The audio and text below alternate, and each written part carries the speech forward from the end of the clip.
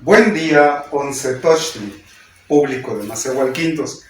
Pues ya en la sesión anterior les platicamos cómo fue que llegó el Cuicapeucayotl a nosotros, todo lo que tuvo que pasar, desde el momento en el que un sabio indígena náhuatl del siglo XVI lo sacó este canto de su códice. Uno de los informantes de Sagún lo escribió en el alfabeto latino, quedó ahí escrito el texto. Permaneció 300 años, 3 siglos en algún convento. De ahí se viene pues el siglo XIX, Juárez, los materiales de los conventos van a dar finalmente a la Biblioteca Nacional, se da por perdido, José María Vigil, el director, lo encuentra ya a finales del siglo XIX. Y bueno, así tratamos de contarles cómo fue que en un largo periodo de tiempo, casi 500 años, pues finalmente llegó hasta aquí, a este rincón de la Mixteca poblana, aquí donde estamos. Entonces, bueno, hoy lo que les queremos platicar es qué es el Cuicapeucayotl. Entonces, pues es algo muy importante el Cuicapeucayotl, porque ya dijimos que es un teocuicatl, y un teocuicatl es un canto sagrado. Y lo más importante, valioso y trascendente es que este canto pertenece a una tradición religiosa que es diferente pues a todas las demás religiones que hay en el mundo. Entonces, el Cuicapeucayotl pertenece a una tradición religiosa que es diferente al cristianismo, es diferente al budismo, es diferente al islam, es diferente al judaísmo, es diferente a todas las religiones que han existido sobre el planeta Tierra, con la diferencia de que esa es originaria de aquí. Estamos hablando de la tradición religiosa mesoamericana, y vale llamarla así porque no solamente engloba a los nahuas, sino que todos los pueblos indígenas de Mesoamérica pues compartimos esa tradición religiosa, que tiene muchos elementos en común, como esta concepción de la dualidad, del quinto sol, que antes de esta hubo 4 eras, de Quetzalcóatl como el que sacó los huesos de humanidades anteriores para crear esta, pues a nosotros los macehuales de hoy, que vivimos en este quinto sol, el maíz como regalo de Quetzalcóatl, y que es lo que le dio pues la forma de vivir a esta civilización en esta parte del mundo, el Tonalpohualli, la cuenta de los destinos, el grupo de los 20 días, pues todo esto son cosas que compartimos con los mayas, los mixtecos, nosotros, y yo diría en general, pues los pueblos indígenas de esto que hoy llamamos México.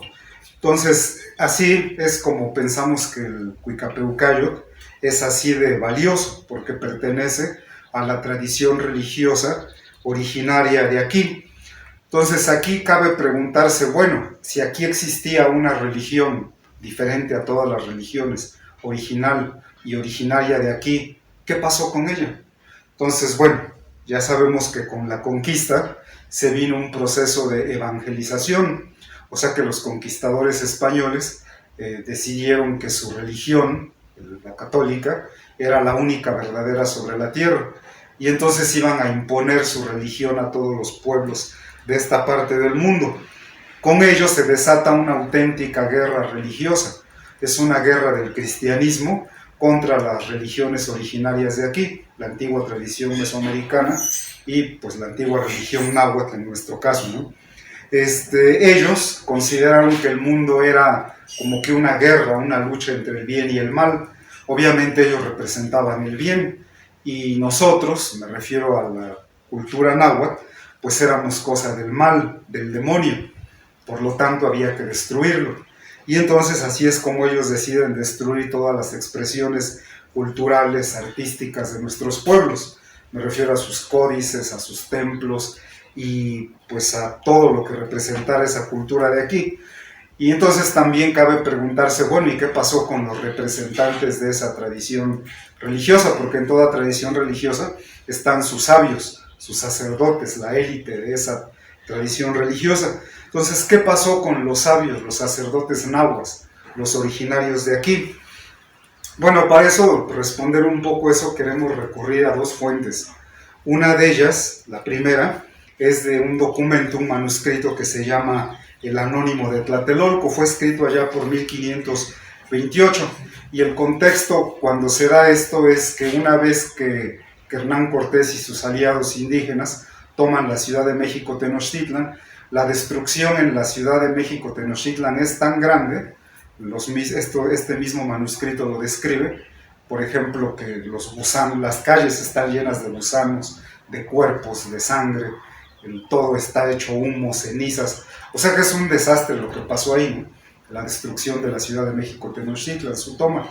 Entonces, como las condiciones eran horribles ahí, me refiero al apestadero, a los muertos, a la destrucción de casas, templos, todo eso. Entonces los españoles obviamente no se quedaron ahí, sino que se trasladaron a Coyoacán. Allá se trasladó Hernán Cortés con sus aliados y con sus prisioneros, entre ellos Cuauhtémoc. Entonces ese es el contexto en el que se da, o de lo que nos van a narrar estos anales anónimos de Tlatelolco. Entonces lo escuchamos. Fue en ese tiempo cuando comenzó a regresar acá el pueblo bajo.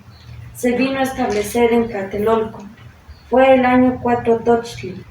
Cuando venimos a establecernos en Tlatelolco, aquí solamente nosotros vivimos. Aún no se venían a instalar nuestros amos los cristianos. Aún nos dejaron en paz. Todos se quedaron en Cuyoacán. Allá ahorcaron a Macuixochitl, rey de Huitzilopochtli, y luego al rey de Culhuacán, Tizotzin. A los dos allá los ahorcaron, y al Tlacatecatl de Cuautitlán y al mayordomo de la Casa Negra los hicieron comer por los perros. También a unos de Xochimilco los comieron los perros, y a 3 sabios de Hécat, de origen texcocano, los comieron los perros. Y bueno, entonces por lo que acabamos de leer, sabemos que ese fue el destino de los sabios, los sacerdotes de la antigua religión náhuatl. Fueron perseguidos, asesinados, y bueno, como deja ver este texto, esto que ellos llamaron el aperreamiento, que era que ellos traían perros de guerra, eran mastines, perros así muy bravos, que los utilizaban para la guerra, y bueno, pues ellos les soltaban estos perros a quien querían asesinar, escarmentar, y pues los perros se encargaban de despedazar viva a una persona. Entonces ese fue el destino que tuvieron nuestros sabios, nuestros sacerdotes. Bueno, hay otro testimonio muy valioso que se conoce como el Coloquio de los 12. Sabemos de este documento, o sea, lo conocemos, porque allá por 1924 hubo un cura, se llamaba Pascual Saura, él lo encontró en el archivo secreto del Vaticano, entonces no tiene mucho que se dio a conocer ese documento, y bueno, gracias a él sabemos algo muy importante de lo que pasó. Este documento, para que se entienda un poco el contexto, trata acerca de cuando desde España deciden que van a evangelizar estas tierras. Aquí se va a imponer el cristianismo y todas las religiones mesoamericanas van a ser destruidas. Entonces, para empezar ese trabajo que van a hacer ellos, lo que hacen es mandar a 12 frailes franciscanos que llegan hasta aquí, ¿no? Entonces ellos llegan acá en 1524. Entonces la situación es esta. Ellos, los franciscanos, hablan con los señores vencidos y les dicen que pues tienen que abandonar su religión y tienen que adaptar y aceptar el cristianismo, la religión católica.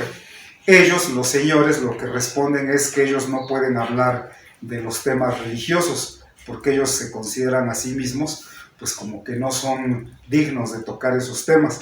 Dicen, para eso están nuestros sabios. Pero bueno, los sabios andan escondidos porque los andan persiguiendo. Entonces llegan a un acuerdo con los 12 primeros franciscanos y dicen, pues sale, traigan a sus sabios. No los vamos a matar, no los vamos a atacar, ¿no? Los vamos a dejar que hablen, vamos a dialogar. Entonces ese es el contexto en el que ocurre esto. Entonces es bien dramático porque es la última actuación pública que tuvieron los sabios nahuas. Entonces ellos se van a tener que enfrentar con palabras, los sabios nahuas, frente a los 12 primeros franciscanos. Obviamente los franciscanos no están solos, detrás de ellos está el ejército español con sus cañones y sus espadas y sus arcabuces, sus armas, ¿no? Entonces es su última actuación pública porque ese encuentro se lleva a cabo en una plaza pública.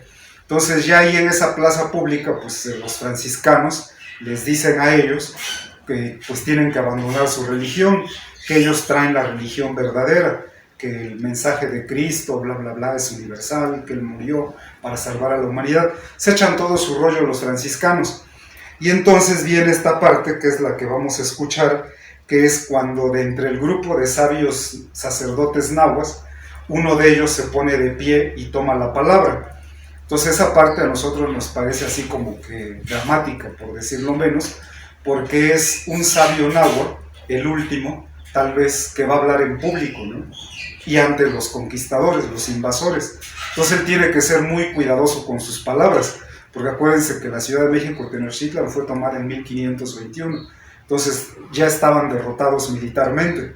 Entonces en 1524 se da este coloquio, entonces quien toma la palabra pues deberá ser muy cuidadoso, porque va a responder a lo que están diciendo los cristianos, o sea los franciscanos.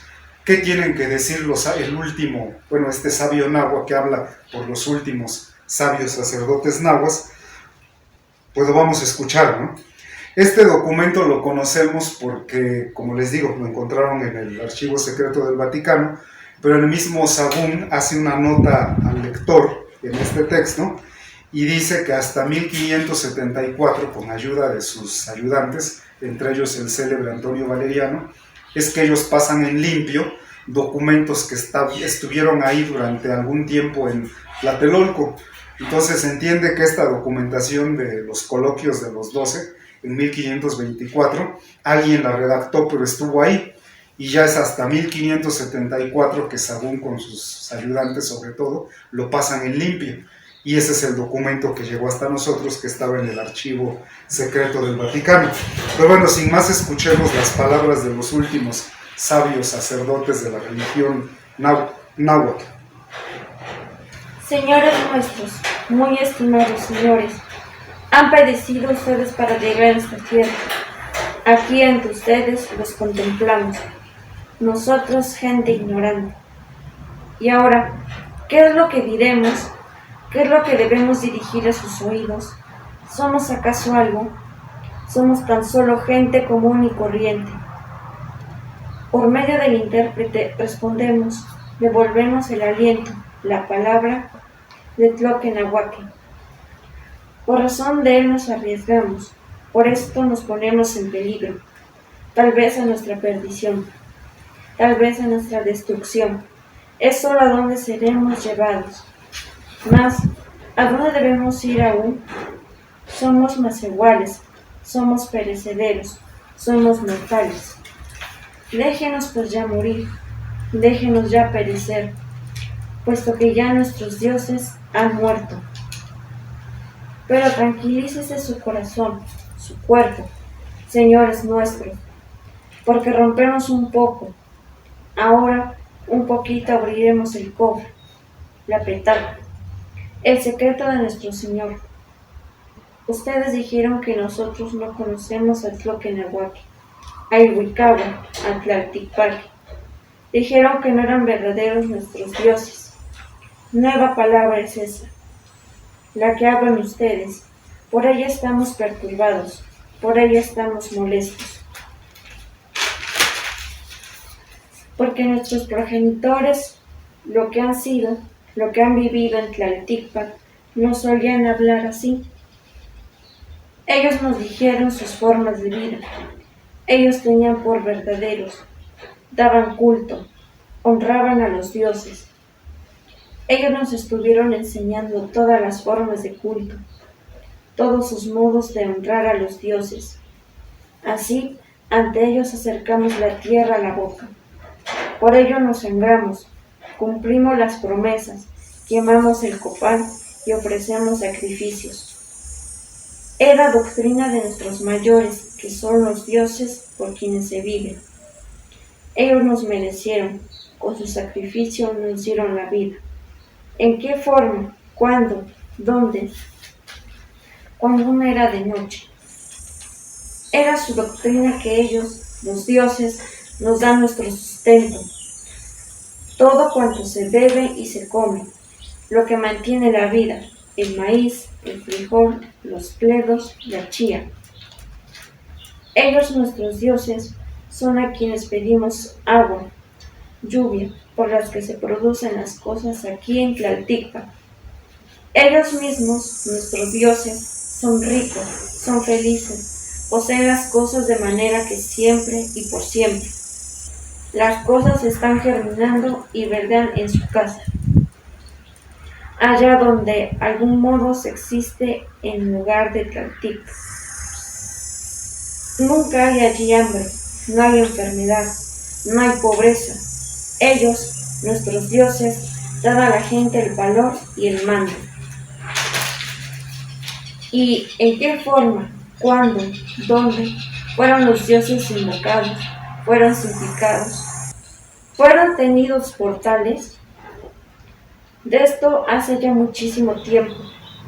Fue allá en Tula, fue allá en Huapacalco, fue allá en Xochitlapan, fue allá en Tomalhuacha, fue allá en Yugualicha, fue allá en Teotihuacán. Ellos, sobre todo el mundo, habían fundado su dominio. Ellos dieron el mando, el poder, la gloria, la fama. Y ahora nosotros destruyamos la antigua regla de vida de los chichimecas, la de los toltecas, de los acolhuas, de los tecpanecas. Nosotros sabemos a quién se debe la vida, a quién se debe el nacer, a quién se debe el ser engendrado, a quién se debe el crecer, cómo hay que invocar, cómo hay que rogar.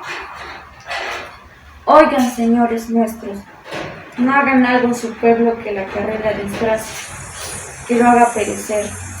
Tranquila y amistosamente consideren, señores nuestros, lo que es necesario. No podemos estar tranquilos y ciertamente no creemos aún. No lo tomamos porque verdad, aun cuando los ofendamos. Aquí están los señores, los que gobiernan, los que llevan, los que tienen a su cargo el mundo entero. Es ya bastante que hayamos perdido, que se nos haya quitado, que se nos haya impedido nuestro gobierno. Si en el mismo lugar permaneceremos, solo seremos prisioneros. Hagan con nosotros lo que quieran. Eso es todo lo que respondemos, lo que contestamos, a su aliento, a su palabra. Oh señores nuestros.